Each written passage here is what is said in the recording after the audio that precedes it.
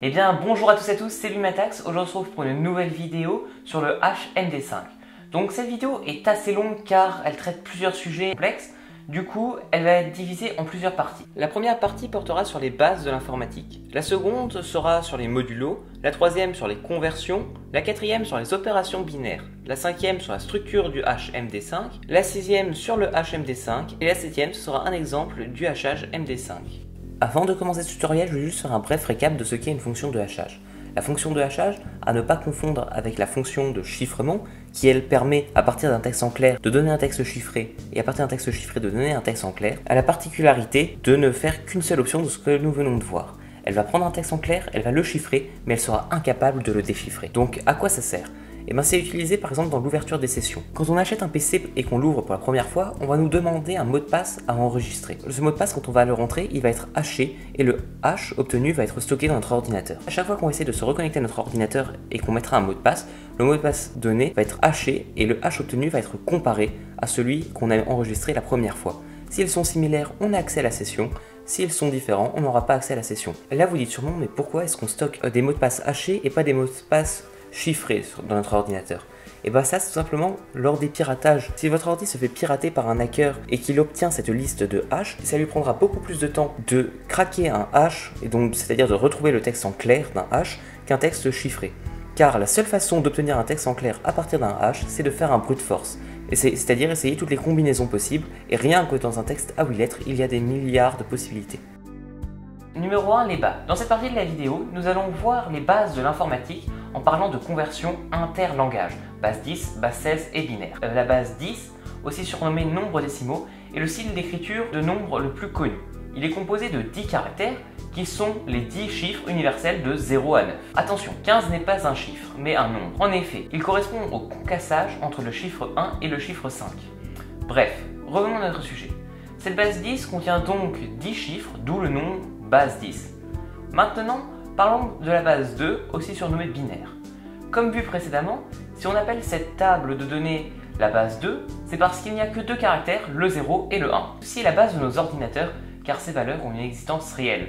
Le 0 correspond à une non-présence du courant et le 1 à la présence de courant. Pour finir, il existe la base 16, aussi appelée base hexadécimale. Cependant, si on reste dans la logique de ce que nous venons de voir, nous nous heurtons à un problème. Il n'y a que 10 chiffres qu'on connaît, mais la base 16 en utilise 16. Il y a donc 6 chiffres inconnus. Pour résoudre ce problème, les mathématiciens ont choisi d'utiliser des lettres, ce qui donne 0, 1, 2, 3, 4, 5, 6, 7, 8, 9, A, B, C, D, E, F. Du coup, les nombres hexadécimaux ressemblent à ceux-ci. Par exemple, 555, ça va se transformer en 22B. Maintenant, un peu de mathématiques. Pour comprendre le HMD5, il faut tout d'abord comprendre qu'est-ce qu'un modulo et un quotient. Ces deux fonctions mathématiques sont tirées de la fameuse division euclidienne qu'on a tous vue en primaire. Vous vous en souvenez pas? Eh bien, il fallait écouter en cours. Non, je rigole. Pour rappel, la division euclidienne est une division sans virgule, où le résultat se nomme le quotient et où il y a un reste, le modulo. En Python, le modulo est représenté par le symbole %. Donc, conversion. Pour passer de la base 10 à la base 2, il y a un calcul très simple à faire, que je résume dans ce pseudo-code. Alors, cet algorithme va prendre pour entrée notre nombre en base 10. À partir de ça, il va créer deux variables. Une variable nombre x qui va correspondre au nombre saisi et une variable finale qui correspondra à un texte vide. Et cette variable finale, ce sera celle qui va contenir le code binaire à la fin. Donc, maintenant on va faire une boucle qui va se répéter tant que nombre x est supérieur à 0. Si le nombre x modulo 2 c'est égal à 0, on va ajouter un 0 à la fin de finale. Si nombre x modulo 2 c'est pas égal à 0, alors on va ajouter un 1 à finale.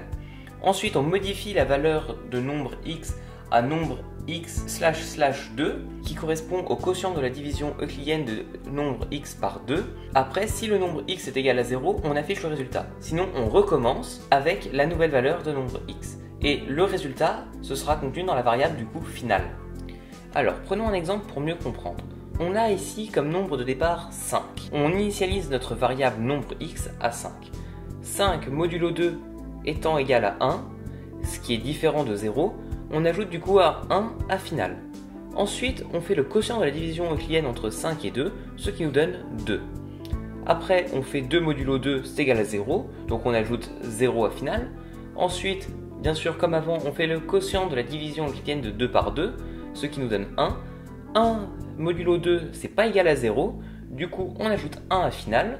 Là, on fait le quotient de la division euclidienne de 1 par 2, ce qui nous donne 0. Vu que c'est 0, on arrête le script et on affiche la variable finale, et ça nous donne 1, 0, 1 en binaire. Maintenant, nous allons voir comment faire le procédé inverse. Pour cela, c'est très simple. Il suffit de prendre chaque bit, donc le 0 ou un 1, et de faire bit fois 2 puissance position du bit. On va faire un exemple pour pouvoir mieux comprendre. Si on a le clé suivant, 0, 1, 1, 0, 1, 0, 0, 1. Nous allons calculer sa valeur décimale en faisant le procédé comme on a vu au-dessus. Alors, déjà, la longueur est de 8. Mais ce qu'il ne faut pas oublier, c'est qu'en informatique, le 0 compte comme un nombre, donc elle ne démarre pas à 1, mais à 0. Du coup, la longueur finale est de 7, et le premier, du coup, ce sera 0 fois 2 puissance 7. Ce qui va donner 0, plus, après on va faire du coup 1 fois 2 puissance 6, après 1 fois 2 puissance 5, 0 fois 2 puissance 5, etc. jusqu'à la fin. Et ça, ce qui va nous donner, on va additionner tout ça et ça va nous donner 105. Maintenant, nous venons de voir la conversion entre la base 2 et la base 10. Nous allons donc nous intéresser à la conversion de la base 2 à la base 16 et inversement. Nous ne verrons pas la conversion base 10 à base 16 car il suffit de convertir la base 10 en base 2 et la base 2 en base 16 et inversement base 16 en base 2 et base 2 en base 10. Pour passer la base 2 à la base 16, nous devons suivre un long processus. Couper le code binaire en 4 bits. Donc sur un code suivant, on coupe en groupe de 4. Si le nombre de bits ne peut pas faire des groupes de 4, comme c'est le cas, on rajoute des 0 devant. Donc le 1, 1, ça va se transformer en 0, 0, 1, 1 pour que ça fasse 4. Pour chaque groupe de 4 bits, on fait le calcul suivant de la gauche vers la droite. Bit fois 2 puissance position. Par exemple, pour le premier groupe de 4, qui est 0, 0, 1, 1, sachant que c'est une longueur de 4, du coup, en informatique, vu qu'on commence à 0 comme tout à l'heure, la longueur est en fait de 3. Donc pour le premier de la gauche, du coup de la gauche vers la droite, le premier 0, ça va faire 0 fois 2 puissance 3, plus après 0 fois 2 puissance 2, plus après, vu là, on a atteint un 1, donc 1 fois 2 puissance 1, plus 1 fois 2 puissance 0. Ce qui nous donne 0 plus 0 plus 2 plus 1, ce qui nous fait 3. Après on fait ça pour chaque partie, ce qui va nous donner les résultats suivants. Après, toujours pour chaque bloc, on prend le symbole correspondant au résultat obtenu par le calcul précédent dans la table d'hexadécimale. Si on a obtenu 0 par le calcul précédent, c'est-à-dire qu'on avait 4 zéros, on prendra le résultat 0 et sinon on prendra les autres. Donc là le nombre c'est 3, du coup le symbole sera 3, parce qu'on est encore dans les 10 chiffres, mais si on avait eu 14, la lettre serait E. Enfin, on va coller chaque groupe obtenu, donc pour chaque groupe ça va faire par exemple A3FD, et si on colle ça va faire du coup A3FD. Pour faire l'opération inverse, on peut se baser sur le diagramme suivant. Alors, dans un premier temps, nous allons prendre notre nombre en base 16, donc en hexadécimal, et créer une variable final bit qui contiendra le résultat final en base 2, donc en binaire. Pour chaque caractère du nombre en base 16, donc le nombre en hexadécimal de gauche à droite, nous allons faire l'opération suivante. On va convertir ce caractère en la valeur qu'il correspond. Par exemple, le D, ça va être la valeur 13, le 3, ça va être du coup la valeur 3, etc. On va créer une variable demi-octet qui sera égale à rien pour le moment. Si la valeur de la lettre, donc par exemple le D, c'est égal à 13, moins 8, c'est supérieur ou égal à 0, on ajoute 1 au demi-octet et on enlève 8 à la valeur. Sinon, on ajoute 0 au demi-octet et on fait l'opération suivante. Si la valeur moins 4, c'est supérieur ou égal à 0, on ajoute 1, on enlève moins 4, sinon on ajoute 0, bien sûr à demi-octet. Ensuite on fait valeur moins 2, c'est supérieur ou égal à 0, on ajoute 1 à demi-octet si c'est possible et on enlève 2, sinon on ajoute 0 à demi-octet. Et si valeur moins 1 supérieur ou égal à 0, on ajoute 1 à demi-octet et sinon bien sûr on ajoute 0 à demi-octet. Ensuite la variable demi-octet, nous allons l'ajouter à la variable final bit et on va réinitialiser la variable demi-octet sur rien. Et on recommence avec la deuxième lettre ou le deuxième caractère en base 16. Et s'il ne reste plus de caractère en base 16, on a juste besoin d'afficher le résultat en binaire contenu dans la variable final bit. Prenons un exemple pour mieux comprendre. Si on veut convertir la valeur hexadécimale C4 en binaire, nous allons faire le procédé que nous venons de voir. Dans un premier temps, on va couper ces 4 caractères par caractère. Donc le premier caractère qu'on va utiliser, parce qu'on va de gauche à droite, ça va être le C. C, dans le tableau des caractères hexadécimales, a la valeur 12. Donc nous allons initialiser la valeur sur 12.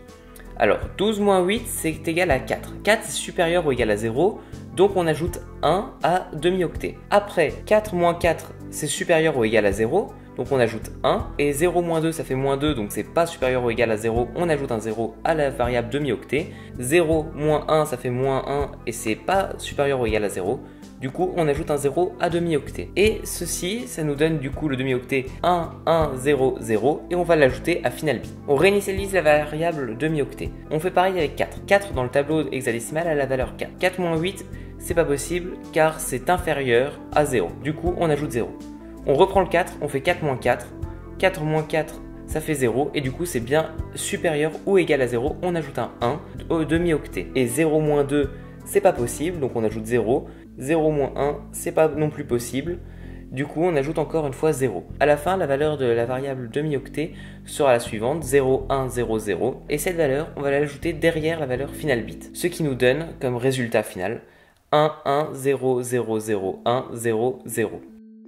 Numéro 4, les opérations. Maintenant que nous venons de voir la partie sur les conversions entre les différentes bases, donc la 2, la 10 et la 16, il nous reste à voir les opérations et les modifications de bits qu'on va utiliser dans le HMD5. La première opération se nomme Little Endian. Donc c'est une manipulation de nombres en hexadécimal. L'opération Little Endian est une opération très utilisée dans le HMD5. Alors au départ, elle va prendre une chaîne de bits qu'elle va couper en octets. Donc un octet c'est 8 bits. Chaque octet qu'elle aura créé va être converti en hexadécimal et stocké dans une liste. L'ordre de cette liste va être inversé. Par exemple, si on a 1, 2, 3, 4, ça donnera 4, 3, 2, 1.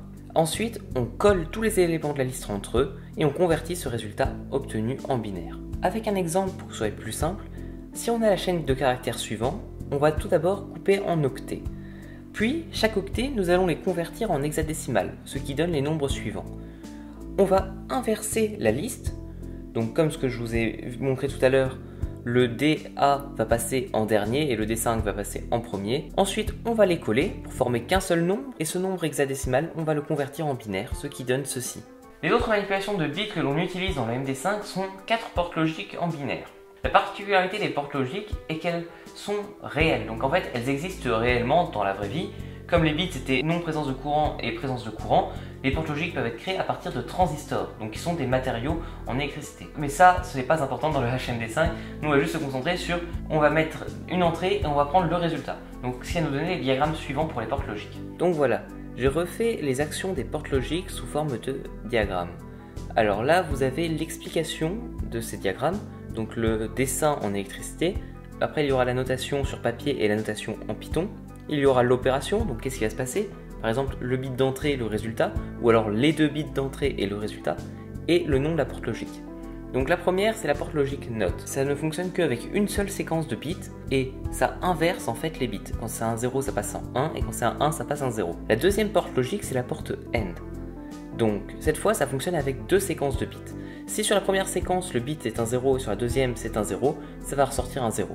Et le seul moyen que ça ressorte un 1, c'est que sur la première séquence et la deuxième séquence de bits, ce soit un 1. La troisième porte logique est la porte OR. Elle est à peu près pareille que la porte N, sauf que le seul moyen que ça sorte un 0, c'est que sur la première séquence de bits et sur la deuxième séquence de bits, ce soit un 0. Enfin, il y a la porte logique XOR qui, elle, sort un 1, soit sur la première séquence c'est un 1 et la deuxième un 0, soit quand la première séquence c'est un 0 et la deuxième un 1. Donc voilà pour les portes logiques en binaire. Cependant, quand nous avons deux séquences de bits de taille différente, il va falloir les équilibrer pour qu'elles aient la même taille.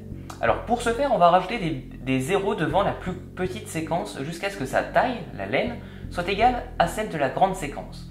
Par exemple, si on a un octet, donc une laine 8, et une séquence de 5, on va devoir rajouter des zéros devant la séquence de 5 jusqu'à ce qu'elle obtienne une taille de 8. Et du coup, on aura deux séquences de taille de 8, on aura deux octets, ça pourrait être n'importe quoi, ça pourrait être des tailles de 9, bref, on aura deux tailles identiques. Et on pourra faire le processus des portes logiques. Enfin, il y a le décalage de S bits vers la gauche qui correspond à répéter S fois ceci. Prendre le premier bit et le mettre à la fin de la séquence. Donc exemple du décalage de 4 bits par la gauche, avec un bit normal ça nous donne ceci. Au tour 1, ça va se transformer en ceci. Le premier sera passé en dernier, au tour 2, le premier sera repassé en dernier, etc. Et on continue. Et vu que la variable tour était égale à 4, on va faire ça 4 fois. Ce qui nous donne ceci. Maintenant que nous avons vu les prérequis pour comprendre le HMD5, nous allons nous attaquer à la suite. Donc la structure du HMD5. Ça va commencer à devenir intéressant. L'algorithme du HMD5 va travailler avec un message de 512 bits et des constantes et 4 buffers. Donc les constantes sont des variables qui vont être ajoutées à chaque tour. Elles sont calculées de la façon suivante. Floor, ab, sin, i plus 1 fois 2 puissance 32. La fonction ABS permet de ressortir toujours les nombres positifs. Si on a un moins 45, ça nous sort un 45. La fonction floor permet d'arrondir. Si on a un 13,2, ça va nous sortir 13. Et la fonction sin de faire le sinus. Les buffers A, B, C et D sont des séquences de 32 bits qui vont être modifiées et gagner ou perdre des bits au cours du code. Ils sont initialement formatés par les valeurs binaires suivantes. Avant de faire tout ce qui va suivre, il va falloir transformer notre message pour qu'il ait une taille de 512 bits. Donc comme je vous l'ai dit, on utilise un 512 bits, donc il va falloir le transformer. Je ne vais pas expliquer tout ceci maintenant, car ce sera dans la prochaine partie. Là, on reste général. L'organisation du HMD5 est la suivante. Tout d'abord, le message qui a une taille de 512 bits va être divisé en groupes de 32 bits. 512 divisé par 32 étant égal à 16, il y aura donc 16 bouts de message, d'où les 16 itérations dans les cases grises. Comme vous pouvez le remarquer, il y a 4 cases grises. Ceci nous indique qu'il y aura 4 étapes différentes. Ce qui va changer à chaque étape du MD5 va être deux choses. La façon dont est choisi le bout de message, donc entre les itérations, les bouts de message de 32 bits, donc du message de 512 bits utilisés vont changer. Ce ne sera pas forcément dans le sens 1, 2, 3, 4, 5, 6, mais ça pourrait être par exemple 6, 5, 7, 2, etc. Et la deuxième chose qui va changer, ça va être la fonction binaire utilisée. Ça va être en fait un assemblage de portes logiques et ce sont les suivantes. Écrite de cette façon, le et correspond à un AND, la barre verticale va correspondre à un OR, la vaguelette avec un B, ça va faire un NOT B par exemple, le chapeau, ça va faire un XOR. Ainsi, dans la première case grise, on va utiliser la fonction f, dans la seconde, la fonction g, dans la troisième, la fonction h, et dans la dernière, la fonction i. À la fin du tour, on obtient une séquence de 128 bits, définie quand on colle les 4 buffers de 32 bits. Oui, on a A, B, C, D, 4 buffers de 32 bits qui vont être modifiés au cours du code grâce à tous ces paramètres, et ça va nous sortir un truc de 128 bits. Et s'il reste encore d'autres messages à traiter de 512 bits, ce qui est possible si notre message original est supérieur à 512 bits, on va devoir du coup le couper et traiter plusieurs fois, et bien si c'est dans le cas là, on va recommencer tout ce processus, mais les valeurs initiales des buffers, au lieu de les remettre à 0, on va utiliser celles obtenues à la fin. Maintenant, nous allons nous intéresser au padding. Donc l'étape du padding dans le HMD5 correspond à l'étape où on va transformer notre message pour qu'il fasse 512 bits ou plusieurs séquences de 512 bits. Cependant, en disant ceci, j'ai oublié une étape importante du padding. En effet, il faut toujours laisser 64 bits de place à la fin pour encoder la taille du message. Si je récapitule, ça va nous donner ceci. On aura notre message, le padding avec un 1 et plein de 0 derrière, et la taille du message sur 64 bits. Maintenant, attardons-nous un peu sur le padding. Avec l'algorithme MD5, on peut synthétiser l'action du padding de la façon suivante. Dans un premier temps, nous allons créer une liste nommée bloc de 512 bits qui va contenir les messages de 512 bits, donc les bouts de 512 bits, et définir une variable taille qui stocke le nombre de bits dans le message. C'est-à-dire, si on a un message de 8 lettres, on va devoir faire 8 x 8, car une lettre correspondant à 8 bits pour la taille. Si la taille du message en bits, donc nombre de lettres x 8 comme je vous l'ai dit, est supérieure à 448. Pourquoi 448? Car comme vu précédemment, on doit ajouter une taille de 64 bits à la fin du message, donc ce qui fait 512 moins 64. Si c'est supérieur à 448 bits, et si la taille du message en bits est aussi supérieure à 512 bits, ce qui n'est pas forcément le cas, par exemple, si on a un message de 450 bits, c'est supérieur à 448 mais inférieur à 512. Donc si on a un message qui est supérieur à 512 bits, on va ajouter les 500 premiers bits du message à la liste bloc message 512 bits et on va les supprimer en fait du message et on va recommencer avec le restant du message. Si on a justement cette taille qui est inférieure à 512 bits comme 450 bits, alors on va ajouter 1 derrière le message, on ajoute des 0 derrière le 1 du coup jusqu'à ce que la taille atteigne 512 bits, puis ces 512 bits on va les ajouter à la liste bloc message 512, on va créer une nouvelle séquence de 448 bits dont la valeur est 0, puis on va passer au calcul de la taille. Alors le calcul de la taille on va le voir tout de suite, mais avant, vu que c'est le même que l'autre option, on va juste voir si notre message est inférieur à 448 bits dès le premier tour. Donc si notre message est inférieur à 448 bits, on va ajouter un 1 derrière le message et on va le combler de 0 jusqu'à ce que sa taille atteigne 448 bits. Au final, avant de calculer la taille, on va se retrouver avec une séquence de 448 bits. Bien sûr, on n'a pas fait 512 car il faut les 64 bits utilisés pour la taille. Donc maintenant, on va calculer la taille du message. Alors, on va reprendre la variable taille qu'on avait calculée au début en faisant nombre de lettres x 8, parce qu'une lettre correspondant à 8 bits, on va du coup faire nombre de lettres x 8 pour obtenir la taille en bits. Alors, on calcule la taille en little endian sur 64 bits qu'on ajoute au bloc de 448 bits. Bon, dit comme ça, c'est un peu barbare, mais on va tout de suite analyser ce que ça veut dire. Alors, on va faire taille du message, donc comme je vous l'ai dit, nombre lettres x 8. On convertit en hexadécimal la taille du message. Après, si taille du message hexa modulo 2, taille du message hexa, ça correspond au nombre de caractères obtenus. Par exemple, si on a A, B, 2, on a du coup 3 caractères, la taille du message sera de 3. Et si la taille du message modulo 2, c'est pas égal à 0, et bien on va ajouter un 0 devant. En fait, il faut que ce soit un multiple de 2. 3 caractères, c'est un nombre impair, on va pas pouvoir le faire, du coup, on va rajouter un 0 devant. On prend un exemple avec A, vu que c'est un nombre impair car c'est 3, on va devoir ajouter un 0 devant, ce qui va donner 0 A. Une fois qu'on a fait ça, on va prendre la taille en hexa, on va couper en groupes de 2. Donc par exemple, si on a 0A, ça va faire un premier groupe 0A et un deuxième groupe AA. Après, si la taille de la nouvelle liste obtenue, car ça on va le stocker dans une liste, est inférieure à 8, ce qui est le cas là car on a que deux groupes, le 0A et le AA, et il en faut 8. Du coup, dans les cas là, tant que la taille est inférieure à 8, on va ajouter un groupe 00 à la fin de la liste. Au final, on va se retrouver avec une liste de 8 groupes de 2 caractères hexadécimaux. On va convertir chaque nombre hexa de la liste en binaire. Bien sûr, lors de la conversion binaire, il va y avoir une spécificité. On va devoir ajouter des 0 devant le code binaire obtenu jusqu'à ce que sa taille est égale à 8. Par exemple, si on transforme un groupe de 2 caractères hexa en binaire et que le résultat va avoir une taille de 5, par exemple 11001, on va devoir rajouter des 0 devant pour que sa taille soit de 8. Du coup, ce qui va donner 000111001. Et là, on aura une taille de 8. Et après, une fois qu'on a converti chaque groupe en binaire, on a juste besoin d'assembler les 8 octets obtenus qui va nous créer, vu qu'on a 8 groupes de 8 bits, ce qui va nous faire 64 bits. Et on ajoute cette séquence de 64 bits à la fin du message. Et ça nous fait du coup un message final d'une taille de 512 bits qu'on va ajouter à la liste qui contient les blocs de 512 bits. Maintenant, on va prendre un exemple pour vraiment mieux comprendre avec le mot bonjour. Donc, dans un premier temps, on va convertir bonjour en binaire, ce qui va nous donner la séquence là.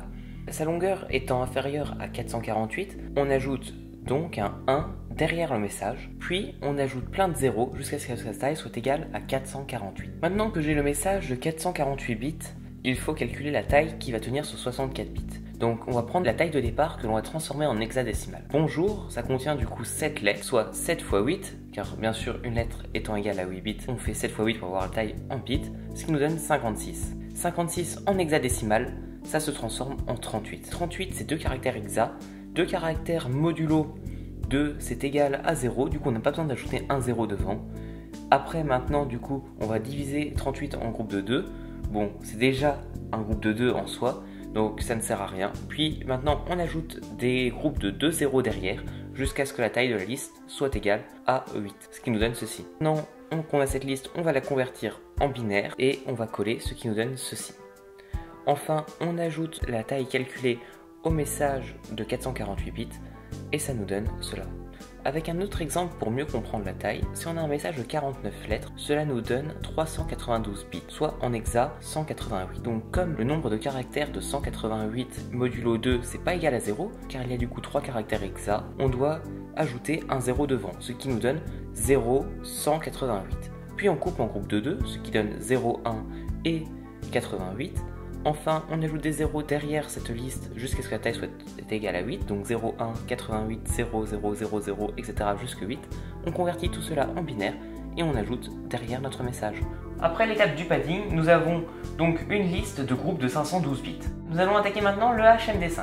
Le code du HMD5 va faire les actions suivantes sur les blocs de 512 bits.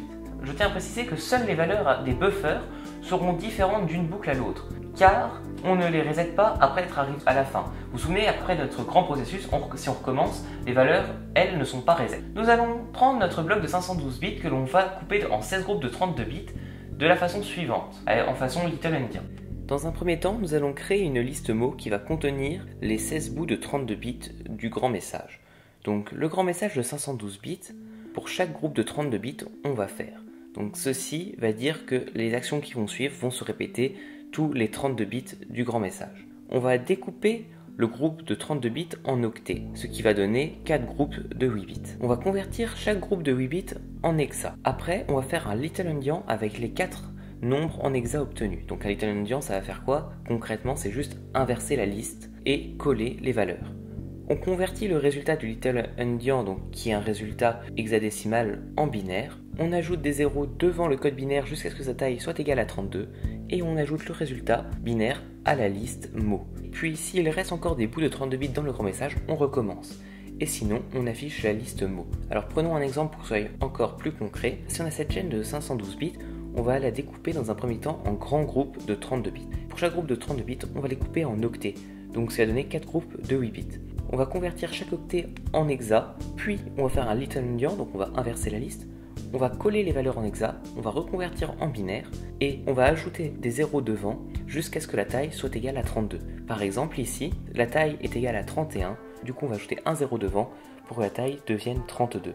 Puis ce résultat, on le stocke dans la liste mot et on recommence tout le processus avec le deuxième groupe de 32 bits et ainsi de suite. À la fin, on va du coup obtenir une liste avec 16 groupes de 32 bits qui correspondront aux 16 bouts du message.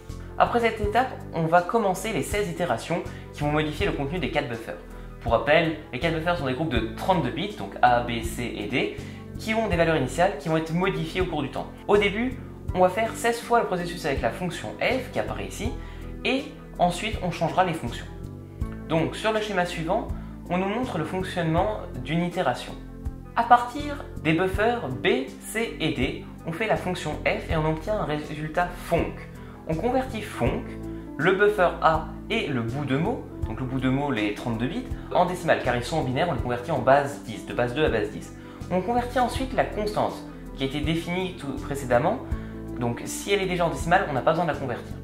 Et on additionne tous ces nombres avec un modulo puissance 32, ce qui nous fait func plus A plus bout de mot plus constante, ça nous donne un résultat et ce résultat divisé par 2 puissance 32. On fait une rotation de S bits par la gauche et on ajoute encore une fois B2. Les variables S de rotation est définie de la façon suivante, un nombre pour chaque itération. Donc là vous avez la liste, il y a d'autres façons de les calculer mais c'est mieux de les écrire de la façon suivante. Le choix du groupe de 32 bits, donc nous quand on divise le message de 512 bits en groupe de 32 bits, en 16 parties, est défini de la façon suivante. Donc là vous avez tous les nombres, je vous mettrai ça en description. À la fin de ce processus, on va obtenir 4 buffers modifiés. Il suffira de leur ajouter la valeur initiale et s'il reste des blocs de 512 bits, on recommence tout le processus avec ces valeurs. Sinon, s'il n'y a plus de blocs de 512 bits à traiter, on fait cela. Donc on va convertir le résultat obtenu en résultat final. Donc on convertit chaque nombre en hexadécimal. On ajoute un 0 si la taille est inférieure à 8. Pour chaque nombre, on va couper la séquence de 8 caractères en 4 groupes de 2. On fait un little endian avec les 4 groupes obtenus. On convertit le résultat en décimal. On assemble les 4 résultats en hexa et on affiche. Donc ça paraît compliqué mais on va voir, c'est assez simple. Donc voilà, j'ai refait un pseudocode qui nous réexplique les étapes du HMD5. Ceci est la première partie de ce pseudocode sur laquelle on voit l'action d'une itération. Alors, dans un premier temps à gauche, j'ai écrit comment sont calculées les constantes. Donc ces variables qui vont être ajoutées au cours du code. Donc il y en a 64 car comme vous l'avez vu, il y a 64 itérations, une pour chaque itération. Ensuite, j'ai créé une liste S rotation pour les rotations de bits. Pareil que les constantes, elle a une longueur de 64 car il y a 64 itérations. Enfin, juste en dessous, j'ai créé une liste index-mot qui contient l'index du groupe de 32 bits qui doit être utilisé pour chaque itération. Pour faire simple, cela correspond au groupe de 32 bits qui va être choisi.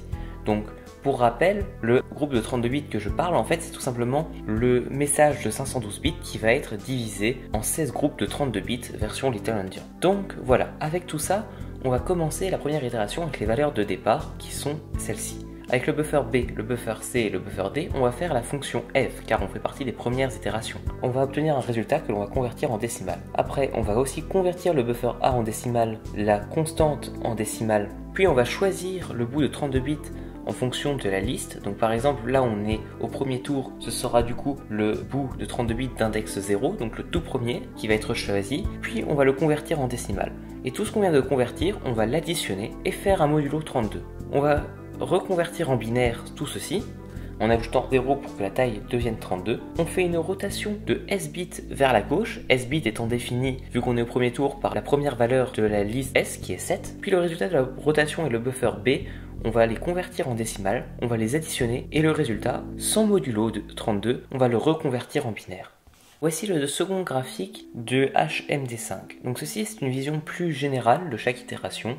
Donc, comme on voit, on va faire 16 fois avec la fonction f, 16 fois avec la fonction g et 16 fois avec la fonction h. Ce qui est intéressant sur ce graphique, c'est que l'on voit comment la valeur des buffers est attribuée. À la fin de l'itération, on va trouver une valeur de 32 bits, et cette valeur de 32 bits va être attribuée au buffer B. Mais avant cela, il va falloir initialiser le buffer C sur l'ancienne valeur du buffer B, le buffer D sur l'ancienne valeur du buffer C, et le buffer A sur l'ancienne valeur du buffer B. Au final, on va faire 16 fois ceci avec la fonction f. Puis après, on fait pareil avec la g, avec la h et avec la i. Cependant, sur ce graphique, par manque de place, je n'ai pas pu dessiner la fonction i, mais c'est exactement la même chose que les autres. Enfin, nous allons voir le troisième graphique. Donc ce troisième graphique se passe à la fin des 6 itérations, quand on a tout fini et qu'on a obtenu du coup la valeur de 4 buffers modifiés.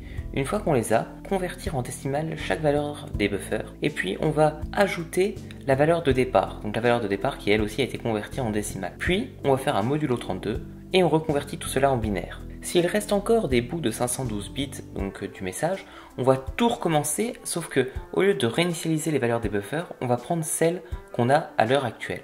Sinon, pour chaque buffer, on va convertir en binaire et ajouter des zéros jusqu'à ce que la taille devienne 32. Puis on coupe en octets, on convertit en hexadécimal, ce qui va nous donner du coup 4 nombres en hexadécimal. Et on fait un little endian. Ensuite on va convertir le résultat décimal de chaque little endian en hexa. On va coller chaque résultat entre eux et afficher le résultat final. Dans cette partie, la dernière, nous allons voir concrètement l'action du HMD5 avec le mot LOL. Cependant, comme vous l'avez vu, il y a énormément d'itérations. Ainsi, nous allons voir le padding, seulement la première itération du processus avec la fonction f, bon après c'est pareil avec les autres fonctions, vous imaginez bien, et comment est calculé le résultat final. Donc c'est parti. Donc nous allons commencer en convertissant le mot LOL en binaire, ce qui va nous donner ceci. Vu que la longueur est inférieure à 448, on va faire un padding simple. Donc on va ajouter un 1 derrière, puis plein de zéros, jusqu'à 448. Après, on va calculer la taille en hexa little endian. Alors, pour calculer la taille en hexa little endian sur 64 bits, on va faire taille initiale, donc qui est égale à 3, fois 8, ce qui a donné 24. Donc la taille du message vaut 24, car il y a 24 bits. On va convertir 24 en hexadécimal, ce qui donne 18. Puis, on ajoute des zéros jusqu'à ce que le nombre de caractères hexa modulo 2 soit égal à 0. Donc là, on a deux caractères hexadécimaux, le 1 et le 8. Modulo 2, donc ça fait 2 modulo 2, ça fait bien 0. Donc on n'a pas besoin d'ajouter de 0 devant. Ensuite, on va ajouter des groupes de 2 zéros derrière le 18 jusqu'à ce que la taille soit égale à 8. Ce qui va nous donner ceci. On va convertir cela en binaire et on va ajouter pour chaque conversion en binaire des zéros devant jusqu'à ce que la taille soit égale à 8, ce qui nous donne ceci. Puis on va coller et on ajoute la taille du coup au message, ce qui nous donne ceci. Alors ce message de 512 bits, on va le couper en groupes de 32 bits où on va faire un little endian. Le groupe 1, les 32 premiers bits, on va les couper en octets, qu'on va convertir en hexa, ce qui donne ceci. On va inverser, pour faire le little endian, on colle, on va convertir en binaire et on va ajouter des zéros devant jusqu'à ce que la taille soit égale à 32. Ici, la taille est déjà égale à 32, donc on n'a besoin de rien faire. Et puis, on ajoute ce résultat dans la liste bloc message. Puis ensuite, on va faire pareil avec le groupe 2, donc les 32 bits suivants. On va les couper en octets, on les convertit en hexa, on ajoute des zéros devant pour que la taille soit égale à 2, on inverse, on colle, on convertit en binaire, on ajoute des zéros devant jusqu'à ce que la taille soit égale à 32. Ici, la taille est égale à 1, on va ajouter 31 zéros devant. Et on ajoute ceci à la liste bloc message. À la fin, on va du coup obtenir une liste bloc message avec 16 parties de 32 bits. Ensuite, nous allons faire du coup la première itération avec la fonction f. Les buffers A, B, C sont initialisés avec les valeurs suivantes. On calcule la fonction f avec B, C et D.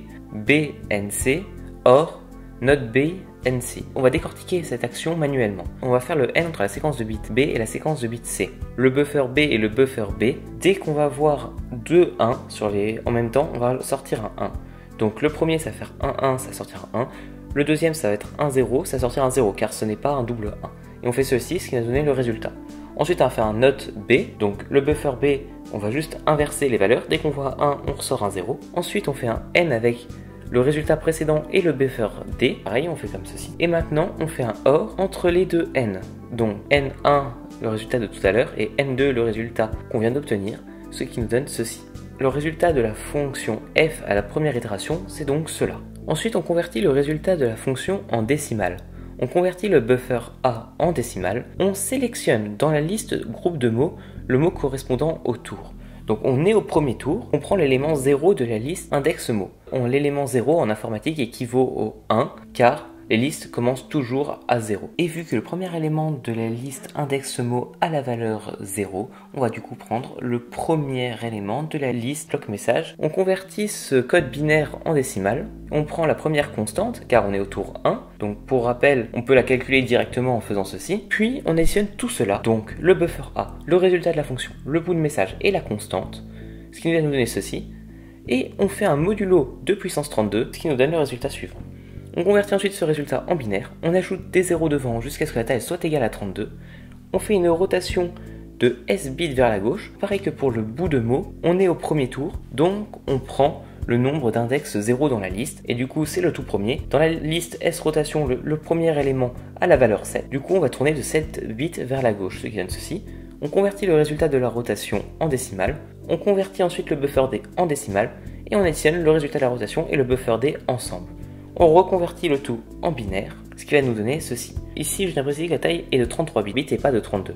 Mais ceci, ce n'est pas grave car à la fin, le code va le régler tout seul. Donc on n'a pas besoin de s'occuper de cette petite erreur car tout va s'auto-régler à la fin quand on va faire un modulo 32 juste avant d'additionner. Du coup, on a obtenu le résultat et on va additionner les buffers de la façon suivante. Le A devient le D devient le C devient le B et le B devient le résultat de tout ce qu'on vient de faire. Et on recommence. Donc là, plus que 15 fois avec la fonction F, puis après 16 fois avec la fonction H, et puis avec la fonction G et avec la fonction I. À la fin, on va obtenir 4 buffers de valeurs suivantes. Bien sûr, comme je vous ai dit, ils n'auront pas forcément une valeur de 32 bits, mais ce n'est pas grave car on va régler ça tout de suite.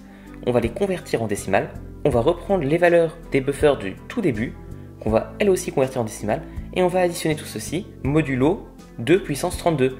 Donc là, on revient faire un modulo, donc ça règle le problème de trop grand ou trop petit. Puis on reconvertit en binaire chaque nombre obtenu. On ajoute des zéros jusqu'à ce que la taille devienne 32. On coupe en octets, on convertit en hexa. On inverse, donc on fait un little endian. On inverse chaque liste de 4 caractères en hexa. On inverse, on va coller et on réassemble tout cela.